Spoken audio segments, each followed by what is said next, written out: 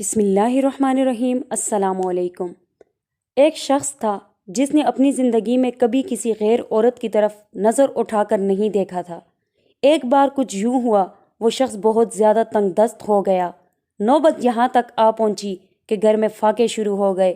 اس شخص کی ایک جوان بیٹی بھی تھی، اور جب فاقے انتہا سے بڑھ گئے تو وہ لڑکی اپنے چھوٹے بہن بھائیوں کی حالت دیکھ کر غلط قدم اٹھانے پر مجبور ہو گئی۔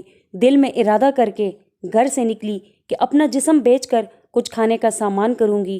وہ گھر سے نکل کر پوچھتے پوچھتے ایسے علاقے میں جا پہنچی جہاں پر جسم فروشی کی جاتی تھی۔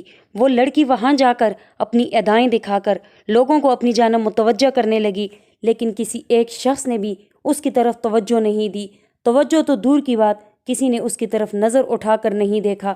لوگ آتے اور اس کی طرف نظر اٹھائے بنا گزر جاتے۔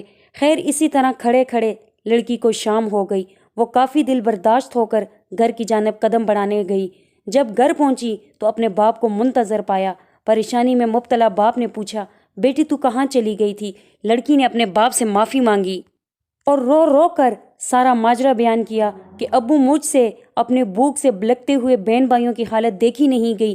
میں مجبور ہو کر گناہ کرنے نکل پڑی، لیکن کسی بھی ایک شخص نے میری طرف نظر اٹھا کر نہیں دیکھا۔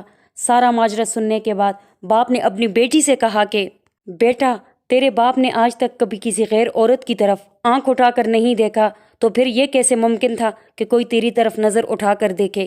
اس لیے اپنی نظر کو عورت کی چادر پر بھی نہ ڈالو، کیونکہ نظر شہوت کے بیچ ہوتی ہے۔ آج تم بچو گے، کل تمہاری اولاد محفوظ رہے گی۔ جیسی کرنی ویسی بھرنی۔